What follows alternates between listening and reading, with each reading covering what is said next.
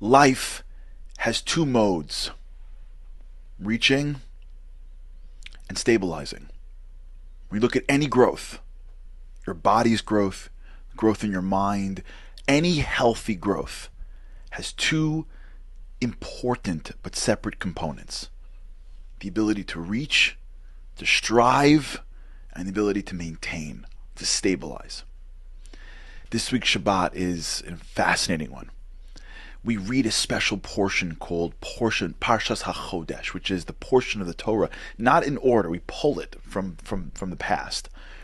It's the portion where God gives the Jewish people the ability to sanctify the new moon, basically to determine when the month begins, because the Jewish calendar is built on the lunar calendar. And the moon is in many ways connected to the Jewish people. This week's Torah portion, we read that special portion. But what's special about this week also is that this is actually the beginning of the new year. Nisan, the holiday, the month of Passover, is this month. And this year in particular, we had a leap year. Now, a leap year in Judaism isn't a day, it's a month. Because what we're doing is we're taking the lunar calendar, which ultimately over time changes the seasons, and we add a month to realign it with the solar calendar, so that Passover always falls out in the spring. So this year was the realignment of solar and lunar. And this week we read about the moon. Sun and moon. That's what we're talking about. Like I said earlier, the two aspects of life: reaching, trying, being vulnerable, and stabilizing, maintaining. You see this in companies all the time. Visionaries, people that are always thinking tomorrow, and practicalists. What about today? You see this in couples. Everywhere you see this, even inside your own self. Moments where you want to change and do and try, and moments where you want to just stabilize and keep and maintain. These are the two modes of life. And these are symbolized in the sun and the moon. The Jewish people are both connected to the sun and the moon. The moon represents our ability to strive. The moon waxes and wanes. The moon reaches its fullest and then starts to fall apart, and just when you think it's over and the moon is gone, it comes right back. Because the Jewish people are like that. The Jewish people, they're stretching as far as they can. As soon as someone tries to knock us down, sometimes it looks like they're about to wipe us out. Egypt, Chilmaniki, the exile, Spanish Inquisition, the Holocaust, you name it. Just when they think they got us, we explode back.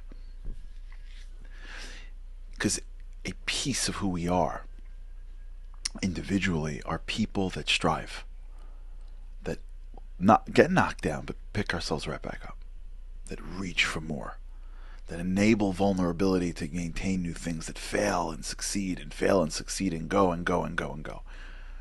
But we're also connected to the sun. Every week we have Shabbat. Shabbat is based on the sun. Shabbat doesn't change.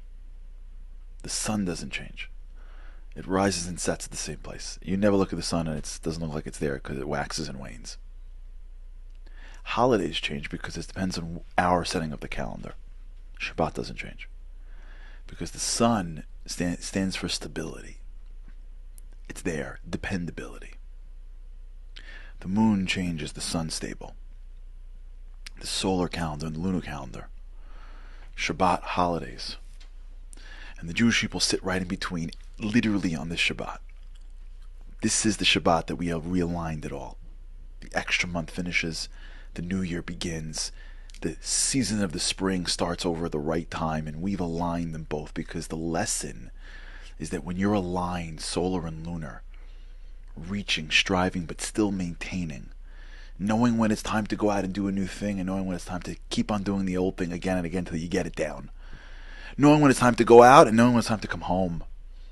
Knowing when it's time for summer and when it's time to hunker in winter. Time to talk and time to think.